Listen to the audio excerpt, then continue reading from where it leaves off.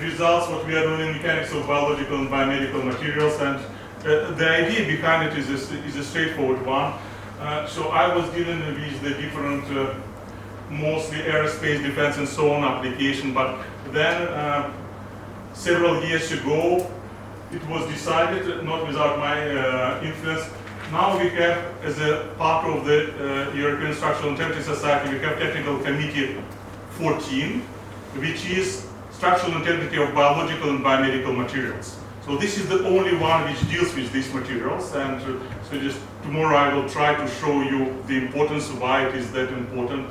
So just in parallel with all the other, I'm not saying that mine is better, but so just it is the only one there.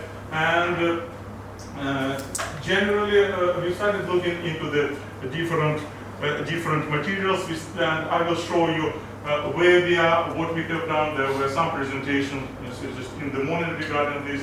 So I've shown you trabecular bone, but let me give you just kind of a short overview of what is possible and what are the challenges. So yeah, we started with the bones. And now you see this is a cortical bone, this is a solid one. And since when I started this after many years dealing with CFRPs and the like, I was saying, fine, this is so just, they have the osteons which are embedded into the matrix. Interestingly enough, even biologists call this interstitial matrix, interestingly, though it is just, and so just it's kind of, they're all in your just large bones, they are all aligned and parallel, so very easy. So in reality, interestingly enough, the osteons, they are not strengthening, they are weakening. So the matrix is stronger and the osteons are weaker. So I'm not going into biology, they're being formed by the same, by the same cells which are changing with the time.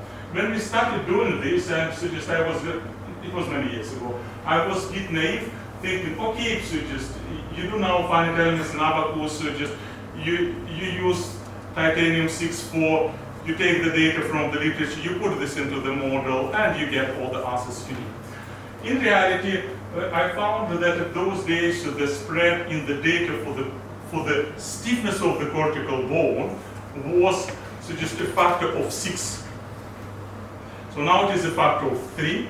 So some people are thinking that this is around 15 to 20 gigapascals. So just the idea is 1/10 of a steel or so. So, then clearly when we started looking at the bones, and especially the bones which are relatively fresh, as opposite to the for the dry bone, generally we have quickly realized that the bones, they are anisotropic viscoelastoplastic materials. So the deformation to failure is around 2.6%, much larger than, for instance, you would expect from the brittle materials. And clearly there is another part which we shown here. The latter side here, they are for anterior, posterior, medial, and lateral. So just 4 different sectors of the bone. And generally now it is pretty well established, and so I'm very happy that the data which we published a while ago, they are now at least being used by people, and even taught to students in different countries as a set of the parameters which demonstrate the variability of their properties. So then we started with all these models, we started looking at the dynamic, because I was dealing with the dynamics of problems. Here the typical situation, we have the bone specimen which is being hit, and we were looking at the crack growth. And then we developed a microstructural model of the cortical bone.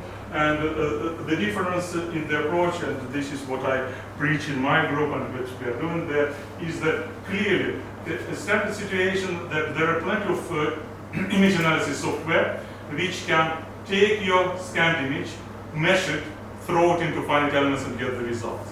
So I was doing this differently. We've got the parameters, then we've introduced statistics, and then we introduced the statistically representative model of the microstructure so that we can play these different statistical realization, because in the real body we don't know what is the pattern. Clearly, depending on the orientation of the load with regard to the osteon, we do have different types of the loading. here are some of the results when we are looking also, we were looking at the effect of the what is called the cement line, which has nothing to do with cement, but this is the border between the osteon and interstitial matrix. And here, so just you can see, for instance, we have calculated not only the properties but performance. We have calculated the critical J integrals for the four sectors of the bone that I mentioned, and we also related different mechanisms of the crack, how they do propagate, and these are typical results of crack deflection, twists and Kingston interface deformity. So, clearly we were doing, because to give you an idea, it cost us 400 hours of the supercomputer of simulation of this area because of the high level of nonlinearity of the process that we are modeling. So that's why we are using the, if it is the typical compact testing specimens, we were modeling only having the micro mechanical model only of a small part of the domain, embedded this into the homogeneous equivalent quasi-continuum. And so we have obtained this, and clearly there was also a link we have got from our partners. We have got the typical microstructures. People heard about the osteoporosis. This is a typical type of disease, predominantly of females in postmenopausal period, where the size and the total volume fraction of the voids is increasing. And so we were looking here at comparing the difference between the young, senior people with disease and treating with different one. And you can see here, so this is simply the different types of the fraction of different constituents which are presented here, which were being fed into the model. And then we were looking at the mechanisms, just what is happening, and you can see here that generally these are the osteons inside, these are the voids of os, and these are, you can see because the thickness of the cement line is around just 2 to 3 microns, but we have here the additional part. And generally these red areas highlight generally that you can see that we don't have much of the, just for the young ones, the crack propagates in the way which is not exactly straightforward ones, and resulted in a much higher fracture toughness, while there is much more percolation through the osteons in other cases. And these are we build the aircrafts, and we have get the parameters, and we have also comparison with the experimental data. Now, the question about the model validation. So it's always a tricky one, and this is coming back now. It is back to remodeling, but slightly different part. We've started with this. We published all this is pretty well published, but this was before we started looking at this letter V, if you want. This is because just if you don't know, a kind of promotion. My university, if you were in the US, we would have all the money in the world. And the reason for this is that 7 years ago, you know, there's just league tables, and there's just the QS, the most important one. So 7 years ago, it introduced for the first time the category which is called sport-related sciences. So my university is #1 for all 7 years. So just not to say that just people who are in for sports, Lord Owen, rings the bell. Yes, just the older generation. He's our chancellor of our university. So is that why you're #1 for 7 years? No. It is it's all related. We started doing this significantly earlier than he has done this. It's simply maybe he was I don't know, it's not maybe he suggested to use this sports sciences. Okay, anyway, so just coming back. So the typical situation is what we were doing. We were doing how to validate the models. Just on the live version. Very simple. You have what is called high impact exercise. Generally, you're hopping, and you're hopping on one leg. Why? Because another leg is your reference point.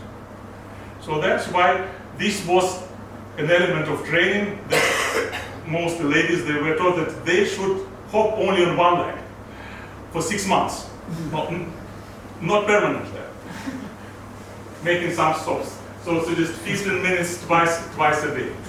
So all in all, and we were doing this 0, 3 months, 6 months. And then we were using this machine, which is high resolution micro CT scans, which gives you the resolution, not that great, but it is the best what is available now. So for the whole bone, it is 82 microns. So as a result, we managed. So just this is the tibia. We managed to separate this into the 4 segments and sectors, and we could cut digitally out the cubes with a size of 4 millimeters, and several of them for each of the part. And this is just the simulation part of it. And then we were, but the question is, I've already told, nobody knows what is the stimulus. So that's why, as a result, here we were using strain stimulus, and here we suggest a strain gradient stimulus. And you can see, as a result here, that the results are fully different. The question about validation, so it depends. If you're not an honest person, you can always find a part in your microstructure which is exactly like in reality. But this is not what we would like to do. Clearly, we do some statistical analysis, and this is the process. We are looking still at, we introduce these statistics, and then we are trying to get the statistical data out of it. Yeah, then we went for prosthetics. Theo, who is in the room, he presented today part of the which related to prosthesis. This is the part which is related to the limb. And we were modeling the limb. Sorry for some images then. We went also, it was collaboration with the Ministry of Defense of the UK. So this is called the negative pressure wound therapy. This is based on a simple idea. If you have a wound, everybody knows that if you hold it tight, then it will heal quicker. So apparently there is a science which is being used, which we didn't realize, but the problem it was is always as a medical application. It was done by trial and error. So we put some, we needed to have some behavior of the soft tissues, we introduced it, and we got at least the distribution of the properties. Then just slightly changing the topic, it is the material, which is also an interesting one, which is being used, because I'm speaking about both biological and biomedical materials, the difference between them, because many people are using biomedical materials as normal, but I prefer to insist that biological materials, these are the life materials, yep? So just tissues in our bodies. Biomedical materials, these are normal materials, but those which are allowed to be put inside our body, on top of our body, and whatnot. These are ceramics, metals, polymers, so just generally and composites. So this is another part of the material, which is a very interesting one, and which is typical, by the way, for biological application. This is a hydrogel, and this is nothing else by the nanofibrous materials. And this is a very interesting topic, and sorry, I haven't put another bit of self-promotion, but I can do this. So just published the book, the edited volume in my series in books of the Elsevier about the mechanics of fibrous networks. This is a very interesting part of the materials. So because usually and they're becoming more and more important nowadays, especially with 3D printing. Usually our materials, if they have fibers, the fibers are inside the matrix. In reality, there are materials where there is no matrix. A typical example is nonwovens and papers, where the fibers are simply glued together. And there is a very interesting part, is the biological one. This is a hydrogel. This is a nanofibrous material. The matrix there is water. 98 to 99% of water. And clearly you can say it can't be, but it can, because the water there, in order to squeeze it out through the nanofibrous matrix, it's taking you some time. So in reality, when you have it, it is something like a polymeric material, consisting of 98, 99% of water. So we've looked at this, it's a very interesting topic. So this is the different type of the non-elastic linear behavior. It changes the connectivity. Changes the connectivity here and so on. And so just we looked quite a lot of experiments and models and validation and so on. And for those of you who like mathematics, somewhere there is a fractional, fractional kernel which we are using to describe this type of the create behavior. But as always, it's better not to go into the details. And so just generally, we also introduce the way how mechanically you can treat this material. And the idea is that the cells, they like this type of environment. They don't like this. So just we are making a kind of welcoming home. So just for these cells to come and to live. Oh, by the way, so just because this is bacterial cellulose hydrogel, because this is being produced by bacteria which are being removed, so there is nothing bad. But because they are all biological, there is no problem of biocompatibility or toxicity, because this is just already all sorted out. Then there is just we do a research into the stems, both polymeric, metallic, so just I will show later on. So polymeric, interestingly enough, Abbott introduced the first polymeric stamp only to remove it after 3 months from the use, and we don't have any. And generally, when we calculate it, because interestingly enough, I don't want to say anything about our industrial partners, but surprisingly, if you're working for the aerospace industry, you're kind of accustomed that anybody is doing finite elements. Interestingly enough, so just now this, I'm not given any name, but when we calculated the commercial metallic stents, their safety factor was less than 1. So when we started discussing this with the surgeons said, yes, indeed. Oh, they don't understand safety factor. So they don't understand stresses, but they say you put it inside the body and it breaks, which is not a good sign. And I was asking what you are doing then. I said, you put in the second one. I said, and what the second is saying? You put in the third one, which is just the way how I prefer I hope that I will survive long enough, when the theory of the stenting will be introduced and the stents will be, at least with the safety factor, higher than unity. And after this anecdote, this is a typical part. So there was presentation today. We have artery, we have a plaque, unfortunately, if the diet is not good. And we are putting here the stent, then we are putting the balloon, and generally this is all description. And this is what we are modeling. Clearly the models of the arteries are the trickiest one also, the simulations are going, usually we count simulation high performance clusters in months for single run. But this is what we are doing. Then we added here the 3D printing, and today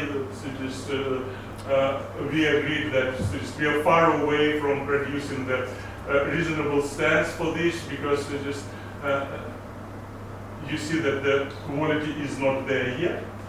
And this is just when we are applying the model closer to reality, because this is the real artery, how it looks like. And this is just what happens when we put the stent inside it. And then the last but not the least, everybody is now going for 3D printing.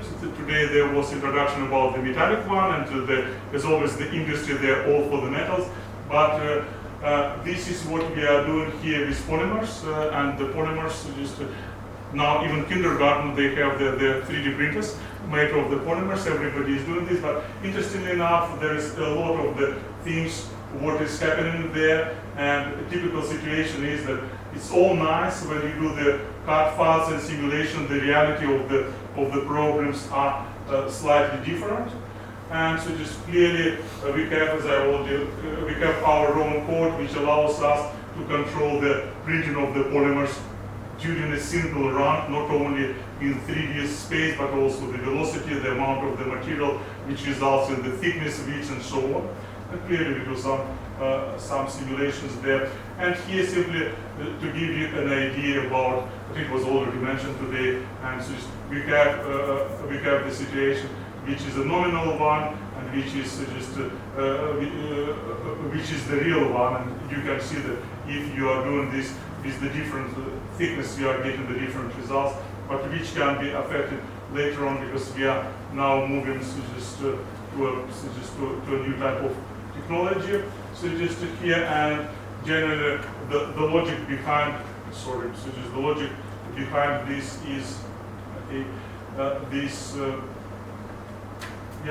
that